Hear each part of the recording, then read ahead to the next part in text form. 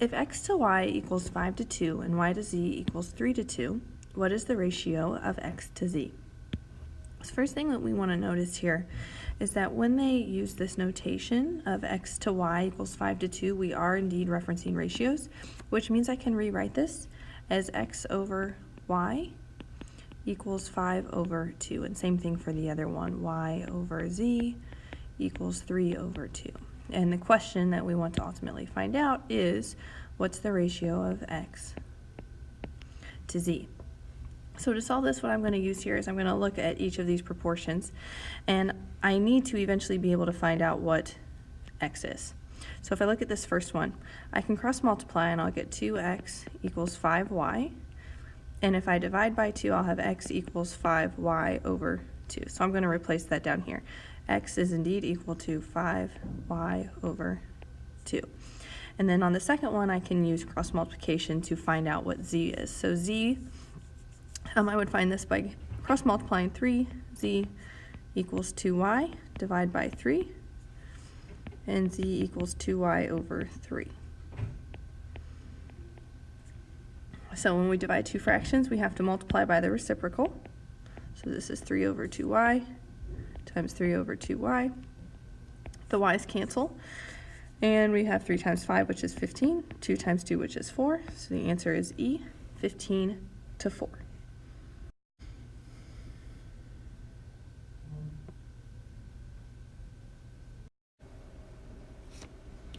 Which of the following is the solution statement for the inequality shown below?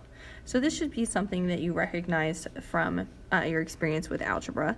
And if I wanted to solve this, we have two inequalities here. One of them, if you're more comfortable splitting it, would be -5 is less than 1 minus 3x, and then the other one would be 1 minus 3x is less than 10. But most often we can just solve this by doing everything at once. So if I wanted to solve for x, I would first have to get rid of the 1, so we'd subtract 1. And notice that you have to do it on all sides of the inequality symbols here. So it would be -6 is less than -3x, which is less than 9. And then they're having you divide by -3 to solve for x. So what they're checking here is that you do remember that when you multiply or divide by a negative number on an inequality, that the symbols will flip. So this ends up being 2 is greater than x, which is greater than -3. So this order is a little uncommon to write them with greater than. So what you would most likely see as an answer choice would be -3 is less than x, which is less than 2. And you can see that that is a choice that ends up being H. The other thing you can do is you could check the answers. So for instance, like F is telling us that the answer is between -5 and 10, and so I could check numbers that are between those two. G is saying that x is greater than -3, and then H would be numbers between -3 and 2. J is numbers between -2 and 3, and then K is an OR statement, but because we have two inequalities together, we knew this would have to be an AND, so K wouldn't work for that reason.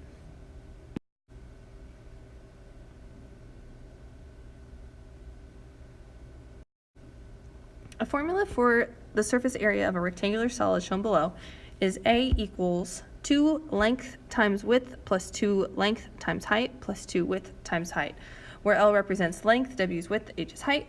By doubling each of the dimensions, L, W, and H, the surface area will be multiplied by what factor? So because you have three variables in here, being the length, width, and height, it might be hard to think about how the overall surface area is affected.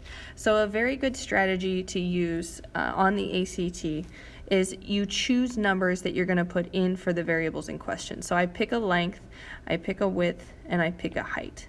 So I'm just going to use 2, 3, and 4. As a general rule, they suggest that you don't use zeros and ones just because they follow some different properties that can mess you up if you're trying to solve in this manner. So for this one here, when I plug these in, we'd have that the area equals 2 times 2 times 3 plus 2 times 2 times 4 plus 2 times 3 times 4. And then we can find out what this equals. I would just plug this into the calculator exactly as I've written it. And so if we do that, we'll end up getting that the area is 52. Okay, so now this would be like my original surface area. If I want to check what happens when I double it, then I'm going to replace these lengths with its widths and heights. So the length is now going to be 4, the width will be 6, and the height will be 8. So the formula would turn into area equals 2 times 4 times 6 plus 2 times 4 times 8 plus 2 times 6 times 8. And once again, I would type it into the calculator exactly the same way I have it here. When I type it in, I get that this surface area is 208. So the question is, by what factor was the surface area multiplied by? So what do you multiply 52 by to get 208? And an easy way to do this would be, what's 208 divided by 52? And that will give me my factor. And that is 4. So the answer is B.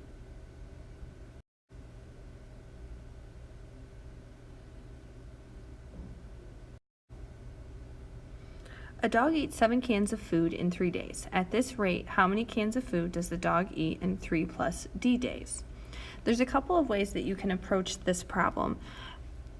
What I'm kind of drawn to is this idea of them referencing a rate. So I know that 7 cans in 3 days can be written as 7 cans per 3 days. So when they want to know how many cans does the dog eat in 3 plus D days, well, in 1 day, the dog would eat 7/3 cans. In 2 days, the dog would eat 2 times 7/3. Sorry, that's a 7. In 3 days, the dog would eat 3 times 7/3. And so this is interesting, because if I take 3 times 7/3, I get 7. This makes sense. They told me that in 3 days, the dog ate 7 cans. So if we keep up with this pattern, in 3 plus D days, I would just have to multiply the number of days by 7/3. And when you distribute 7/3, so 3 times 7/3, as we saw above here, that's 7. And then D times 7/3 would be 7/3 D, or 7D over 3. So the answer is going to be K. Another way, though, that you could think about this would be to make the problem simpler. And so a way that you can make this easy would be to use this 3 plus D days. So in 3 days, there's 7 cans of food. In 6 days, I know that it would be 14 cans of food. In 9 days, it would be 21 cans of food. So let's just think here, 3 plus D. So like I said before, if I wanted to say that this was 6 days, that's going to be 14 cans of food. But that would mean that D was 3. So I can check this. I can see if this is true. If I come to my answer choices and I let D be 3, I should get an answer of 14, and that would tell me which answer is the right one to choose. So for F, this would be 7/3 plus 3. G would be 7/3 plus 3 over 3. H would be 7/3 plus 7 over 3 times 3. J would be 7 plus 3 over 3. And K would be 7 plus 7 times 3 over 3. When I check these, I would just go to the calculator and actually type 7/3 plus 3. So 7/3 plus 3 ends up being 5.33 cans of food. So it's supposed to be 14. This is going to tell us what we would have for 6 days. So that's out. The next one would be 7/3 plus 3/3. And that's 3.33, again, not 14, so that's out. And the next one would be 7/3 plus 7/9. That's 3.11. Again, that's out. J, 7 plus 3 over 3, so 7 plus 1, that's 8. So we're getting there, but that's still wrong. And then K would be 7 plus 21/3, and 21/3 is 7, so 7 plus 7 gives us the 14 cans we're supposed to have.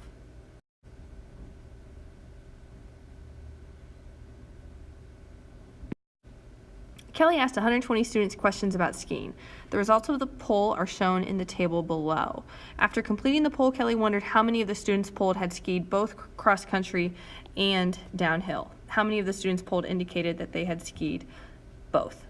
Okay, so for this one, deciphering how this table is organized is kind of the tricky part. So we have 120 students, and so all of the 120 students are going to answer this first question. Have you skied either cross-country or downhill? So 65 yes, 55 no. And then you'll see if we add these together, we do get the 120. Now the next piece here is if you answered yes to question 1, did you ski downhill? So 28 said yes, 37 said no, and then the third question is again, if you answered yes to question 1, did you ski cross-country?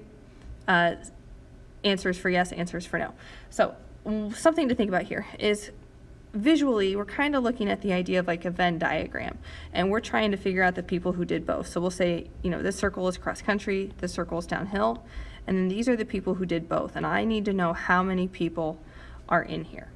So total, what we're looking at here is this should end up giving us 65 people, because 65 people said that they skied either cross-country or downhill. So they fall into either one of the circles or into the overlapping area.